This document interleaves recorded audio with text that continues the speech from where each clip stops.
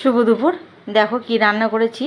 এটা হচ্ছে আর মাছের ঝোল, আলু দিয়ে বেশ কষা কষা করে করেছি। এক পিস বরমশাইকে দিয়েছি, তো তার জন্য ফুরিয়ে গেছে, বেশি রান্না করিনি, একবেলায় করেছি। কেননা খুব রিচ, আর মাছ খুব রিচ করে রান্না করতে হয়, নাহলে ভালো লাগে না। আর এটা হচ্ছে কুঁদরি ভাজা। কুঁদরি ভাজা রুটি দিয়েও ভালো লাগে, আবার ডালের সাথে ভাত দিয়েও ভালো লাগে। এইটা ভাজা করেছি। আর এইটা হচ্ছে মটর ডাল, ডাঁটা দিয়ে করেছি, বেশ চাপ চাপ চাপ চাপ করে করেছি। আমরা আবার পাতলা ডাল পছন্দ করি না। আর এই থালায় দেখেছো কত তেল। এই থালার মধ্যে সমস্ত রকম ভাজা রেখেছিলাম বলে ভাজাগুলো ফুরিয়ে গেছে। 2-3 রকম ভাজা করেছিলাম। এখানে এখন পটল ভাজা আর আলু ভাজা পড়ে আছে, আর আলু উস্তে ভাতে দিয়েছিলাম, সেটা মেখে নিয়েছি। সেটাই মেখে নিয়েছি, তার জন্য থালায় এত তেল। এই তেল থালায় কিন্তু আমি ভাত নিয়ে নেবো, আর অন্য একটা থালা করব না। জানি তেল খাওয়া বারণ, তবু থালাটা তেলটা কাছিয়ে নেবো, নিয়ে খেয়ে নেবো এর মধ্যে। আর যেটা না হলে চলে না, এই যে আমার এটা ভাত করেছি।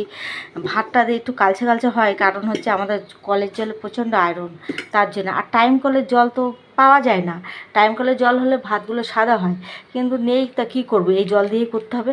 আর এই দেখতে পাচ্ছ, এই যে টক দই এনে রাখি, আমুলের টক দই 1 কেজি এনে রেখেছি। এটা মাত্র একদিন আগে এনেছি। আমরা 3 জনা টক দই খাই, মানে ভাত খাওয়ার পরে আমরা টক দইটা খেতে খুব ভালোবাসি। এটা টক দই খাওয়া তো খুবই ভালো। আর এটা শসা আর পেঁয়াজ কেটে রেখেছি, আর আজকে আর টমেটো কাটেনি। এটা দিয়েই খেয়ে নেব। তাহলে তোমাদের সাথে কিন্তু আবার দেখা হবে।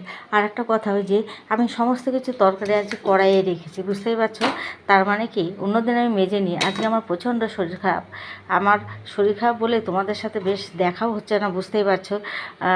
বুঝতে পারছি না, মাজা খুব ব্যথা, মাজায় এত ব্যথা হয়েছে, ঠিক করে আমি বসতে পারছি না, খেতে পারছি না। মানে আমার প্রচণ্ড কষ্ট হচ্ছে। আজকে কোনো রকম রান্না করেছি, এটা দিয়েই খেয়ে নেবো। হ্যাঁ, 1-2 দিনের মধ্যে যদি না কমে, মানে ঘরে ভলিনি দিয়ে দেখলাম, যদি না কমে, তাহলে ডাক্তার দেখাতে হবে। হ্যাঁ, তাহলে তোমাদের সাথে আবার দেখা হবে।